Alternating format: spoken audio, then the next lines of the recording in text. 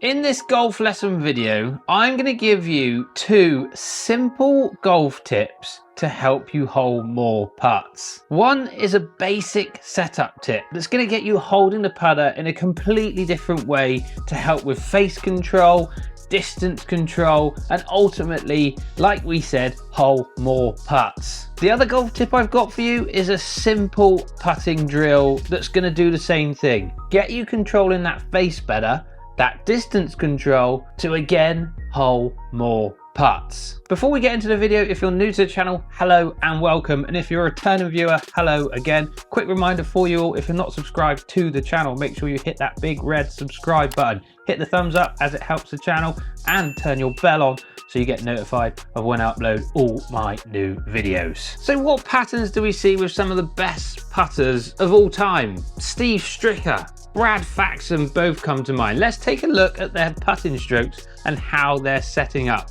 And I want you to take note of their wrist position. Look how straight they get their forearm and the top of their wrist going into their grip, which makes the shaft go directly up their forearms. Take it to an even more extreme with Bryson at the moment, super upright putting style, and that shaft is literally going straight up his forearm. It is a super common trait with great putters in the world. Now I'm going to get my Hack Motion wrist sensor out, pop it on and hit some putts, and especially this holing out area. I'm going to go from 0 to 3 feet, 3 to 6 feet, and then 6 to 9 feet.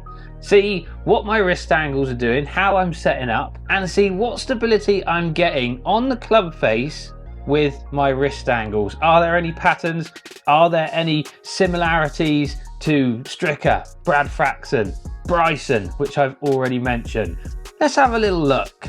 So let's kick things off with the small putt to start with. Now don't get all confused by these graphs and things. I'll make it super simple to understand. You're basically breaking it down in slightly different ways depending on what sort of learner you are. You've got a 3D model at the top left hand side here, a graph on the right hand side, and then nice little tabs down the bottom here of where your wrist angles are at each part of your swing. So address, top of your backswing, and impact. We're going to go by the little tabs down the bottom here. Now what I want you to take note of is the ulnar and radial in the green color. Like we talked about with Steve Stricker, Brad Faxon, Bryson, they have their wrists so straight and locked out in line with their left forearm or lead forearm. They're in massive amounts of ulnar, and I'm doing exactly the same. You can see from the pictures as well, look how straight my forearm goes to basically the top of my thumb. I'm in 30 degrees of ulnar at the start, I'm in 30 degrees of ulnar at the top of my backswing, and I'm 29 degrees of ulnar at impact. So I'm barely moving my wrist angles throughout my backswing and into impact. Rotation wise is identical. I'm hardly rotating my wrists throughout that stroke, but the big difference, I wouldn't even say it's a big difference, but I'm adding a bit of extension from my address position into impact on all 3 of my putts. So let's go to the second putt. You can see here, ulnar radial, 30 degrees at impact, address, 29 at the top, 29 at impact. Biggest difference, again, 4 degrees, flexion and extension. I add 4 degrees of extension. And putt 3, that longest distance, 29, 29, 28 on my ulnar, hardly moving my wrist angle, my rotation's hardly moving, and I'm adding again 4 degrees of extension from address into impact. So to create my putting stroke, I'm basically locking my wrists. I'm not using them at all in these short putts, and literally rocking my shoulders, tilting my shoulders to determine distance control and how hard I want to hit that putt. So the first thing that I really want you to focus on before we give you a really simple drill as well is that lead hand position on the golf club. From this down the line view, I want you to really feel like the golf club is an extension of your lead forearm. That's going to get your grip, your lead wrist into this ulnar position. this sort of straight forearm going into your wrist is nice and flat. I don't mind what grip you have because there's plenty of styles of grip out there. We know that. And if you want a video on different grip styles, let me know in the comments down below. But for now, keep your grip the same and really try and focus on getting that shaft going straight up your forearm. Set yourself up like you normally would. That grip, that shaft is going straight up my forearm. I use a prayer grip and I'm going to try and keep that throughout my stroke.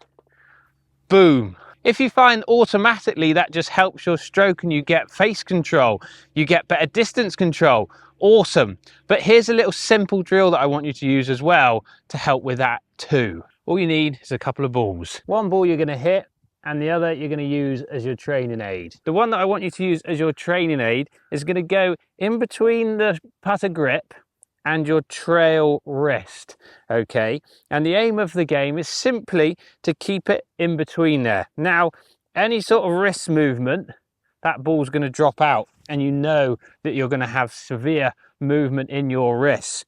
Whereas if you can keep that ball in there, nicely locked in, again, shaft going down the line of my forearm, keeping that ball in between the grip and my trail wrist now, and hit some strokes, hit some putts, make some strokes should I say, hit some putts and see if you can keep it in there and see if it feels loads more solid than what your usual putting stroke does. There's no reason why higher handicaps can't be as good as the lower handicaps at putting.